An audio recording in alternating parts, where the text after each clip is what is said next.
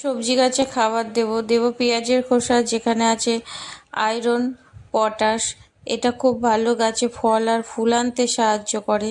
তাই আপনারা পেঁয়াজের খোসা জোগাড় করে দিতে পারেন। আমি বাজারে গেলেই পেঁয়াজ দোকান থেকে পেঁয়াজের খোসা আনি, দিয়ে দেবো 1 মাসের জমানো অনেক দিনের ফুল গাছ, আর তার সাথে দিয়ে দিলাম অনেকটা গোবর সার। এখানে আমার শসা গাছ, কুমড়ো গাছ, লাউ গাছ সব একই জায়গা থেকে হয়েছে। তখন আমার কাছে বেডের মাটি রেডি ছিল না, তাই যেটুকু ছিল সেটুকু জায়গায় আমি লাগিয়েছিলাম। তাই সেই জায়গাতেই আমাকে বেশি বেশি করে খাবার প্রয়োগ করতে হয়। আজ শ্রাবণ মাসের প্রথম সোমবার, তাই বাবার পূজায় দেব বলে আমি এতগুলো শসা তুললাম।